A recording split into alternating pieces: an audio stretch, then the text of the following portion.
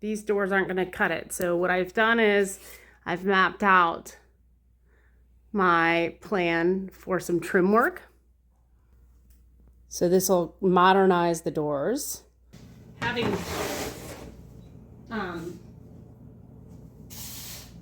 I have a 3.5 inch gap here, and on the sides 7.5 at the top, 7.5 at the bottom.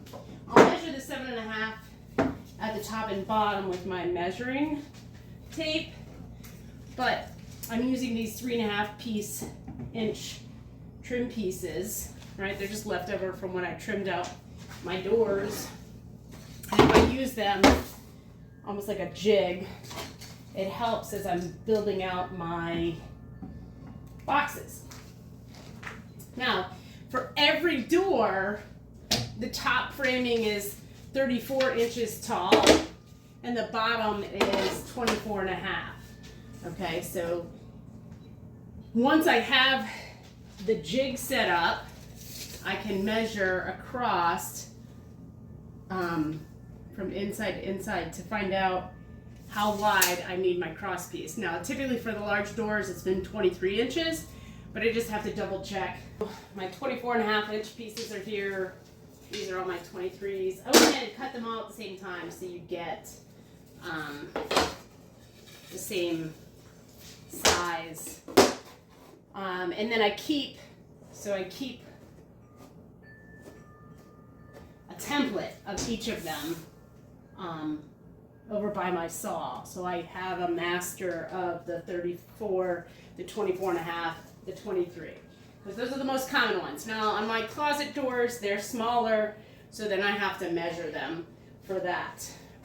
Okay, so I am using a pin nailer when I go to nail this. So the first thing I look at is 7.5. My eyeball was really off.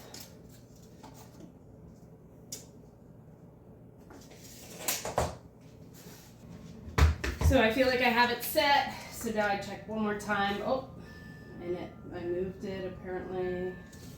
So that's why I double check before nailing it down.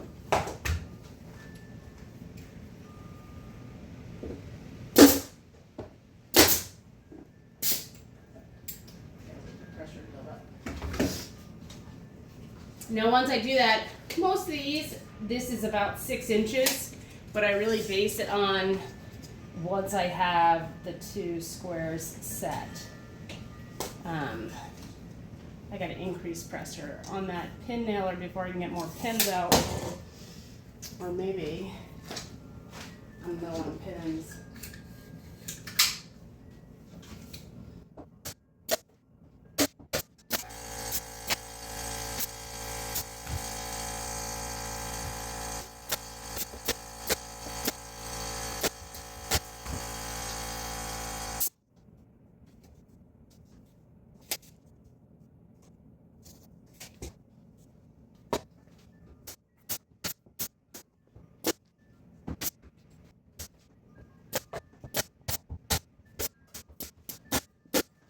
So then once I do that, I just come back and fill in all the holes with some wood filler. I just use my fingers and dab it in. And then once I do that, I can remove my jigs and then flip it over and do the same on the reverse.